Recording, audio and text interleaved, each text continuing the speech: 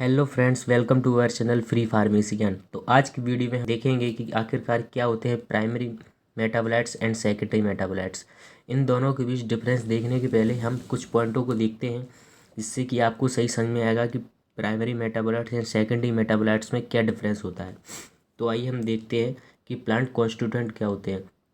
Plant constituent कहने का मतलब ये है कि वो है प्रोडक्ट या सब्सटेंस जो प्लांट में पाया जाता है, उनको हम प्लांट कॉन्स्टिट्यूएंट कहते हैं। यहाँ पे लिखा हुआ है कि living plants are biochemical and biosynthesis factory which manufacture both primary and secondary metabolites. जो लिविंग प्लांट्स होते हैं उनसे हमें प्राइमरी एंड सेकेंडरी मेटाबोलाइट्स दोनों ही बायोसिंथेसिस होती है।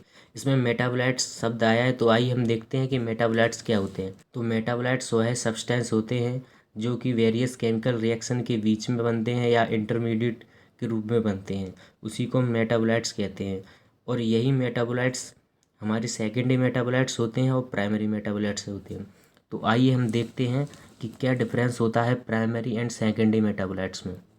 इसमें फर्स्ट पॉइंट ये दिया गया है प्राइमरी मेटाबोलाइट्स में कि widely distribute in nature and practical in all organism. यह ज़्यादातर प्राइमरी मेटाबोलाइट्स नेचर में वाइडली डिस्ट्रीब्यूट होता है और प्रैक्टिकल देखा जाए तो ये सभी ऑर्गेनिज्म में पाया जाता है। लेकिन सेकेंडरी मेटाबोलाइट्स में देखें तो ये लिमिटेड डिस्ट्रीब्यूशन, मतलब इसका लिमिटेड डिस्ट्रीब्यूशन होता है। सेकेंड पॉइंट देखें तो present in large quantity in plant.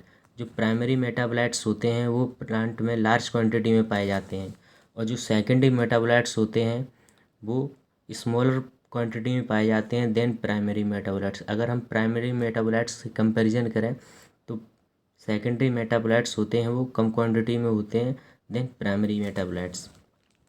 जो प्राइमरी मेटाबोलाइट्स होते हैं वो सिंपल इन नेचर में सिंपल होते हैं, लेकिन जो सेकेंडरी मेटाबोलाइट्स होते हैं वो कॉम्प्लेक्स इन नेचर, मतलब कॉम्प्लेक्स नेचर में होते हैं। फोर्थ पॉइंट ये है कि generally do not have biological and pharmacological action. जो प्राइमरी मेटाबोलाइट्स होते हैं उनके पास pharmacological action and biological action नहीं होता, लेकिन है pharmacological action on human body. कहने का मतलब ये है कि जब हम डिजीज़ में कोई भी ड्रग्स लेते हैं फार्माकोलॉजिकल एक्शन को अपनी बॉडी में सही करने के लिए, तो वह एक्शन इसी सेकेंडरी मेटाबोलाइट्स के पास होता है। मतलब जो ड्रग्स वगैरह में जो अपन ड्रग्स लेते हैं उनमें यही सेकेंडरी मेटाबोलाइट्स होता है, जो कि हम आगे एग्जाम्पल में देखेंगे। फिफ्थ पॉइंट ये है कि primary metabolites participate in growth, development and reproduction. जो प्राइमरी मेटाबोलाइट्स होते हैं वो प्लांट में ग्रोथ करवाते हैं, डेवलपमेंट करवाते हैं एंड रिप्रोडक्शन में भी काम आते हैं। लेकिन जो सेकेंडरी मेटाबोलाइट्स होते हैं it is defensive protection in nature against micro organism. जो सेकेंडरी मेटाबोलाइट्स होते हैं वो खुद को प्रोटेक्ट करते हैं, दूसरों से डिफेंस करते हैं एंड माइक्रो ऑर्गेनिज्म से भी बचते हैं। आपने कभी कभी जनरली देखा होगा कुछ जानवर होते हैं, कोई हरी पत्ती नहीं खाता है, कोई कोई हरी पत्ती खाते हैं। उसका रीज़न ये होता है कि कुछ ड्रग्स कुछ पत्तियों में कड़वाहटपन होता है जो कि सेकेंडरी मेटाबोलाइट्स के रूप में होते हैं, तो वो उसी कड़वाहट की वजह से अपन को खुद को बचा सकते हैं। इसी वजह से कहा गया है secondary metabolites defensive and protection nature के होते हैं। इसके बाद हम 6 पॉइंट देखते हैं कि primary metabolite synthesis metabolic pathway. जो प्राइमरी मेटाबोलाइट्स होते हैं वो मेटाबॉलिक पाथवे से सिंथेसिस होते हैं। Secondary metabolites synthesis from primary metabolites. जो सेकेंडरी मेटाबोलाइट्स होते हैं वो प्राइमरी मेटाबोलाइट्स से सिंथेसिस होते हैं। इसीलिए प्राइमरी मेटाबोलाइट्स का भी होना बहुत ज़रूरी है, नहीं तो सेकेंडरी मेटाबोलाइट्स नहीं बन पाएंगे।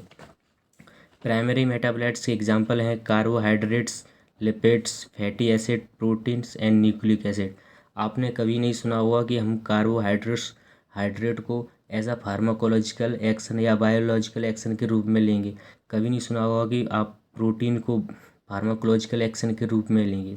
लेकिन आप जब alkaloids, glycosides, flavonoids, resin, terpenoids all are example of secondary metabolites, इनके पास फार्माकोलॉजिकल एक्शन होता है, जो कि हम डिजीज़ वगैरह में जो ड्रग्स लेते हैं वो ड्रग्स एज आ सेकेंडरी मेटाबोलाइट्स होता है, जो कि हमारे फार्माकोलॉजिकल एक्शन को सही करता है।